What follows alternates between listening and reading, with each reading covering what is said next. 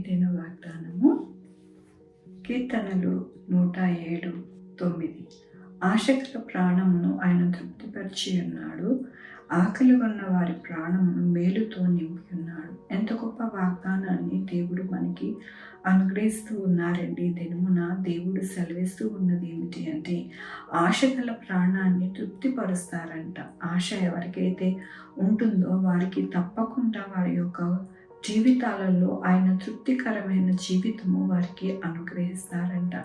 అలాగే ఎవరైతే ఆహారము కొరకు ఎదురు చూస్తూ ఉన్నారో, మేలు దేవుడు మాకు అనుగ్రహించాలని ఎదురు చూస్తూ ఉన్నారో వారందరికీ కూడా అనుగ్రహిస్తాను అని దేవుడు సెలవిస్తూ ఉన్నారు. దేవుని యొక్క వాక్యంలోని కష్టకాలమందు వారి యెహోవాకు మొరపెట్టిరి, ఆయన వారి ఆపదల నుండి వారిని విడిపించెను, వారి కట్లను తెంపివేసి చీకట్లో నుండి మరణాంధకారంలో నుండి వారిని రప్పించాను. అవునండి, దేవుడు ఏమంటూ ఉన్నారు అంటే, దేవుని యొక్క కృప చేత వారికి ఎల్లప్పుడూ కూడా దీవెన అనుగ్రహిస్తాను, ఆపదల నుండి వారిని విడిపిస్తాను, వారి కట్లను తెంచివేస్తాను, మరణ అంధకారంలో నుండి వారిని రప్పించదను అంటూ ఉన్నారు. ఎందుకని అంటే వారు ఆయన యందు ఎంతో నమ్మిక కలిగి దేవునికి మొరపెడుతూ ఉన్నారు. కాబట్టి దేవుడు అంటూ ఉన్నారు, వారికి ఎంతగానో ఆశగల ప్రాణాన్ని తృప్తిపరిచి ప్రతి ఒక్క మేలుతో వారిని నింపుతాను అంటూ ఉన్నారు. మన జీవితములలో ఆపదలు వస్తూ ఉంటాయి, కానీ మన దేవుడు మన ఆపదల నుండి మనల్ని విడిపించి మన యొక్క జీవితాలు సంతోషభరితముగా మనల్ని ఉంచుతారని మనము మర్చిపోకూడదు. మన జీవితాలలో ఎల్లప్పుడూ కూడా సంతోష సమాధానముతో మనకి ఉండులాగున దేవుడు మనల్ని ఎప్పుడు కూడా ఆయన హస్తముతో నడిపిస్తారు. కాబట్టి దినమున దేవుడు అంటూ ఉన్నారు, మనల్ని తృప్తిపరిచి మన యొక్క ప్రాణమును మేలుతో నింపి మన యొక్క జీవితాలలో ఆపదల నుండి మనల్ని విడిపించి ఎంతగానో ఆయన యొక్క కృపతో మనల్ని సహాయం చేస్తాను అంటూ ఉన్నారు. కాబట్టి మనము మన యొక్క జీవితాలలో ఆశపడి నిరుత్సాహముతో ఎంతో తల్లడిల్లిపోతూ ఉంటాం. అలాగే మన యొక్క జీవితాలలో మేలు లేదు అని ఎంతగానో బాధపడుతూ ఉంటాం.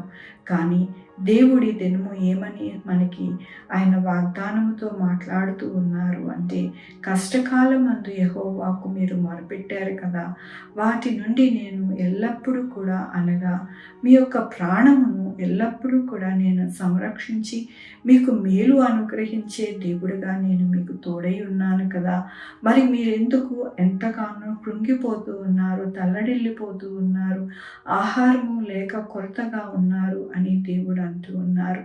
దేవుడు మనకి ఆహారమును అనుగ్రహించే దేవుడు, మన ప్రాణమును తృప్తిపరిచే దేవుడు, మరి ఆ చీకటిలో నుండి మరణ అంధకారములో నుండి మనల్ని వెలిగింపచేసే దేవుడు, అలాగే మన జీవితాలకి ఏది కావాలో అది మనకి అనుగ్రహించే దేవుడు.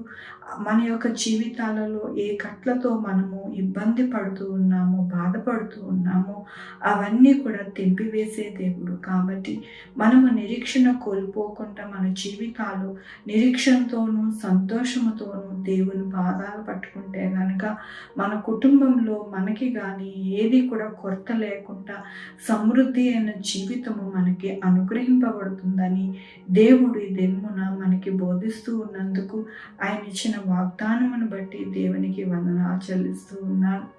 ఈ దినము నా పుట్టినరోజు, పెళ్లి రోజు, అనేక శుభదినములు చేసుకుంటున్న వారందరికీ కూడా నిండారుగా శుభాకాంక్షలు తెలియజేస్తూ ఉన్నానండి. మీ జీవితంలో దేవుని యొక్క ఆశీర్వాదము, ఆయన బహుమానము, ఆయన దీవెన మీకు కలుగునుగాక.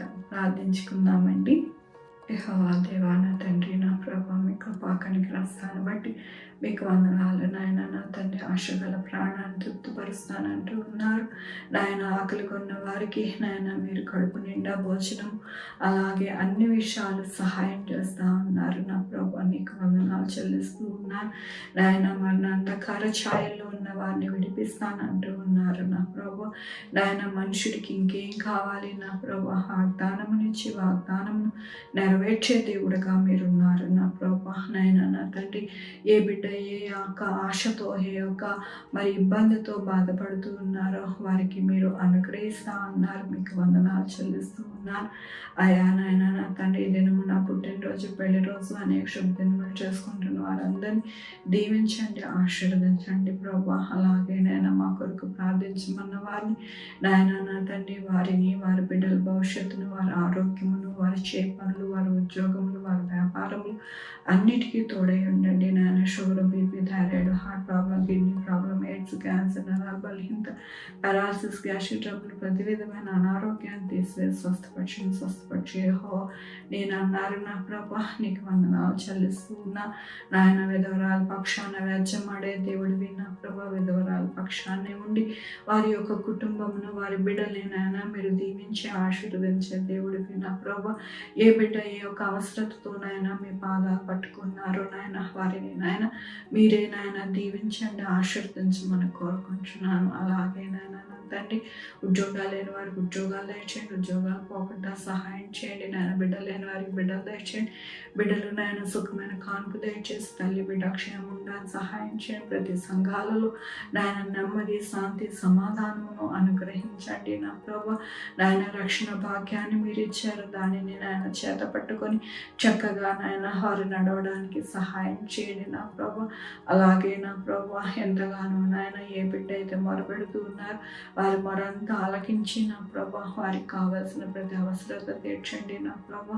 హాస్పిటల్లోని బిడ్డలకి తోడై ఉండండి నా ప్రభు. త్వరగా కోలుకోవడానికి సహాయం చేయండి నాయన. నా తండ్రి 2 వీలర్ 4 వీలర్ బస్సెస్, ట్రైన్స్, ఏరోప్లేన్లు ప్రయాణం చేస్తూ ఉండగా నాయన ప్రతి ఒక్కరికి నాయన సుఖమైన నాయన ప్రయాణం, నాయన సురక్షితమైన ప్రయాణమును అనుగ్రహించమని కోరుకుంటున్నాను. కాంపిటేటివ్ ఎగ్జామ్స్కి ప్రిపేర్ అవుతున్న వారికి, ఎగ్జామ్స్కి ప్రిపేర్ అవుతున్న వారు అందరికీ జ్ఞానం ఇచ్చి నా ప్రభు మంచిగా రాయడానికి సహాయం చేయండి నా ప్రభు.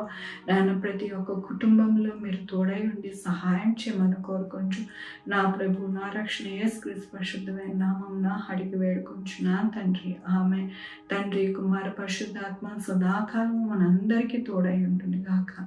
ఆమెన్. God bless you.